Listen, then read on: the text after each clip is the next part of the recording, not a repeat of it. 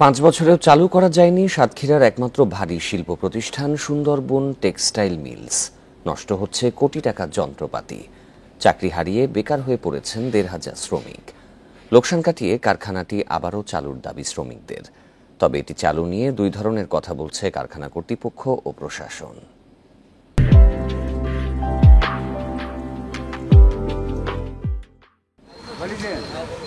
1983 সালে সাতক্ষীরা শহরের মাগুরা এলাকায় স্থাপন করা হয় সুন্দরবন টেক্সটাইল মিলস। এই অঞ্চলের একমাত্র ভারী এই শিল্প প্রতিষ্ঠানে 39,000-এরও বেশি টাকু ঘুরত প্রতিনিয়ত। তবে বেশি দিন টেকেনি এর জৌলুস।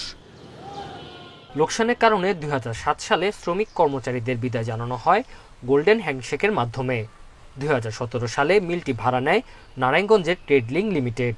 লোকসান হতে থাকায় 2019 সালে আবারও বন্ধ ঘোষণা করা হয়। এতে বেকার হয়ে পড়েন 1,500 শ্রমিক। পড়ে থাকে নষ্ট হচ্ছে যন্ত্রপাতি। এলাকার বহু লোক চাকরি বাকরি করতো, তাতে করে সবার আয় সংস্থা হতো।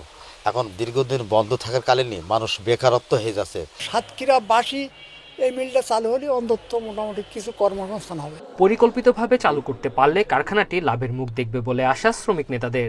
মাননীয় সংসদ সদস্য আশরাফুজ্জামান আসু এ ব্যাপারে প্রধানমন্ত্রীর দৃষ্টি আকর্ষণ করেছেন।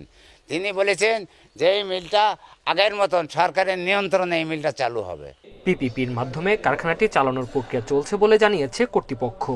তবে জেলা প্রশাসন বলছে সেখানে টেক্সটাইল ভোকেশনাল ইনস্টিটিউট তৈরি করা হবে। 2019 সালে করোনাকালীন সময়ে আমাদের মূলত ভাড়া পদ্ধতির অবসান ঘটে যায়। তারপর থেকে আর মিলটা চালানো সম্ভব হয় নাই। পরবর্তীতে সরকার PPP পাবলিক প্রাইভেট পার্টনারশিপের মাধ্যমে মিলগুলো চালানোর উদ্যোগ গ্রহণ করেছেন। 2-3 একর জায়গা লাগবে, একটা ভোকেশনাল টেক্সটাইল ইনস্টিটিউট হবে। আর অবশিষ্ট যে জায়গাটুকু থাকবে এটাকে নিয়ে মন্ত্রণালয় ভিন্ন চিন্তা করছে যে একেবারে টেক্সটাইল মিল আবার চালু না করে এটাকে অন্যভাবে কিভাবে ইউটিলাইজ করা যায়, যেটা সাতক্ষীরার কর্মসংস্থানের সুযোগ সৃষ্টি হবে।